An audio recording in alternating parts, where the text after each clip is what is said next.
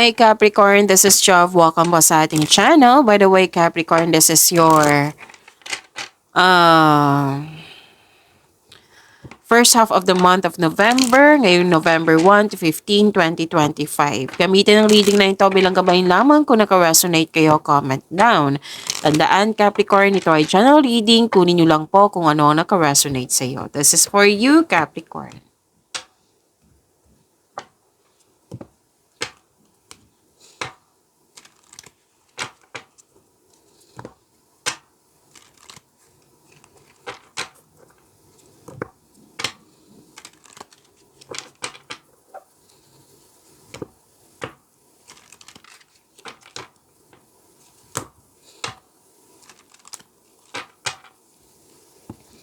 Para po ito sa iyo, Capricorn.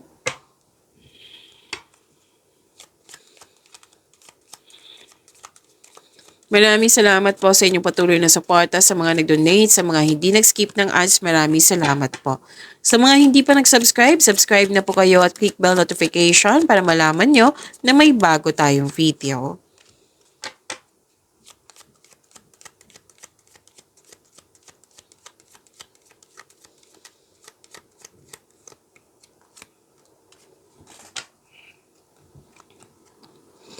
Wow, prosperity is yours. Dalawang card mismo nagsabi dito, Capricorn.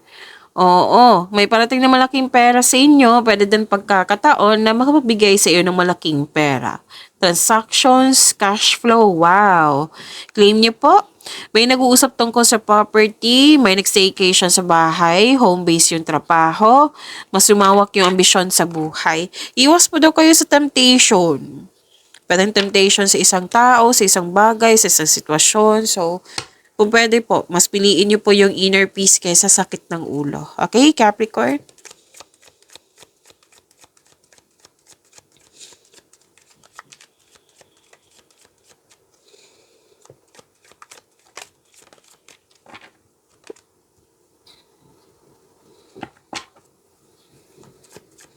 This is about your energy, Capricorn.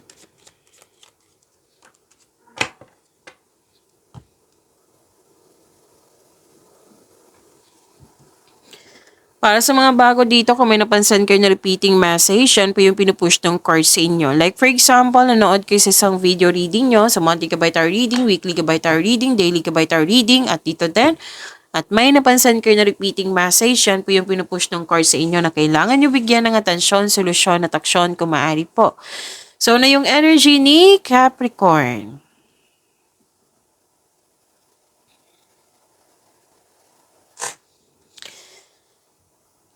Okay, may nakita ako ditong conflict. Pwedeng sitwasyon sa isang tao, sa isang bagay. Kung sa tao to, makinig kayo sa inyong intuition kasi it will guide you away from toxicity. So, umiwas kayo sa toxicity kung pwede po. Pero kung malapit to sa iyo, kung tao to ha, kung malapit to sa iyo, i-address mo yung hurt feelings mo. Mag-usap po kayo ng mahinahon. Okay? And, okay, kailangan ng forgiveness. Oh, alam niyo naman forgiveness, 'di ba? So forgiveness sa isang tao, forgiveness sa sitwasyon, lalo na forgive yourself. Yan ang sabi ng yung card.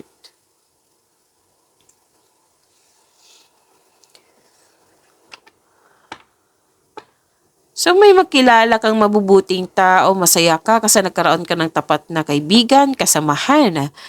Pwede din na may tutulungan ka na bata pa sa iyo. Or nag-uusap kayo dito kung ano yung pangarap niya sa buhay, pwede ikaw to, pwedeng siya. Na maaaring tutulungan mo siya. O kung pwedeng ikaw yung magpapaaral sa kanya. Oo. So may parating na good news po. I-claim niyo po. Nakita ko naman dito na magiging happy ka at magkakaroon ng stability lalo na sa connection sa isang tao. May nakita rin ako yung job offer dito or any kind of opportunity na related sa inyong career and money. Nakalain po. So, sobrang excited ka dito kasi nakalain to sa passion mo Alam na alam mo yung gagawin mo. So, prepare yourself na magiging busy po kayo. So, sabi ng card, excuse me. So, sabi ng card na i-prioritize mo yung task na may time management. Kasi mukhang may promise, mukhang umaasa siya, mukhang deadline. Pwedeng deadline din to. Oo. So, just make sure you can deliver your promises. So, importante talaga magkaroon ng time management. Okay?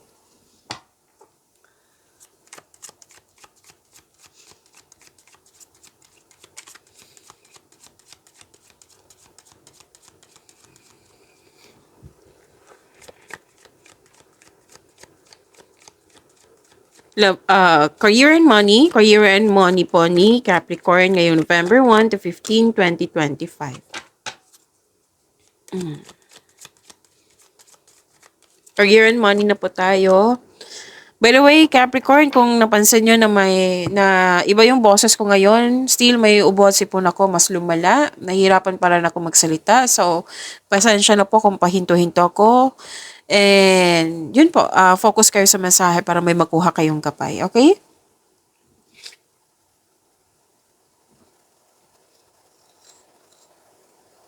Bored kayo dito. Or dismayado ka sa current position mo. So, sabi ng card, isipin niyo po yung mga nagbibigay ng inspiration nyo sa buhay. Yung dahilan kung bakit kayo nagsipag sa araw-araw para ma-motivate po kayo. And, okay.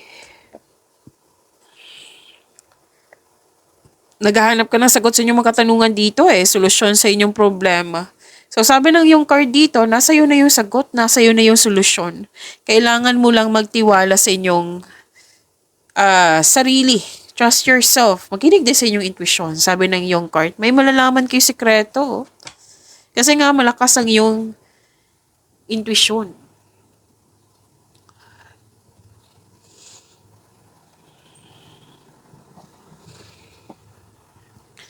So, may exciting offer or opportunity na very excited ka. Naging masipag ka dito kasi alam na alam mo na makakatulong to sa iyong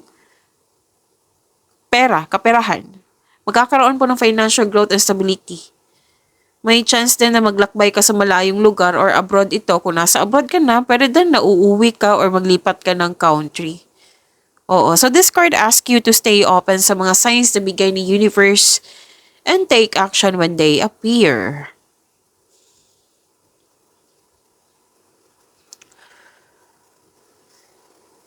Oh, supportive naman dito. Supportive yung boss mo, amo, or mentor. Okay. Nakita ko kasi dito, yung suporta ng boss, amo, mentor, or life coach, it will help move your career forward. Nakikinig ka din sa yung intuition, gumagawa ka ng wise choices, you have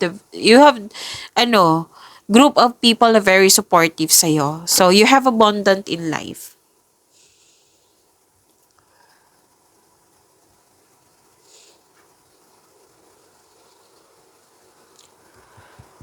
May magaganap na signing of contract or promises to, agreement, deal. Oo, na may challenge just ako nakikita dito pero wag kang mag-alala kasi nakikita ko naman dito na magkakaroon siya ng positive outcome. May negotiation din.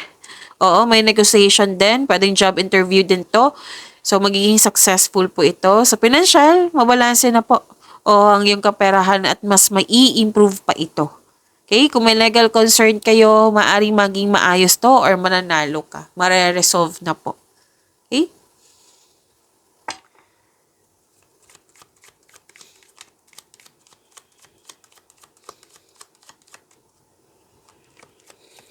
Love life, self-love, partnership, and romance ni Capricorn.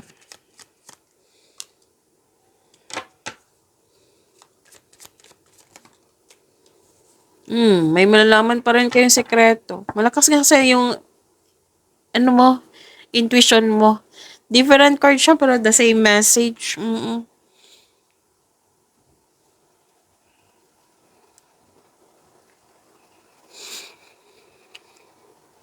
Okay, papasok ka o interesado ka lang magkaroon ng relasyon sa mga single dito kung seryoso na to sa buhay. Kasi date to marry na kayo So this card is a sign na pwedeng ipakilala mo na yung partner mo sa group of people. Oo. Makakatanggap din kayo ng mana, pensyon, retirement, o masaganang ani ng buhay. So, this is about wealth and family and inheritance.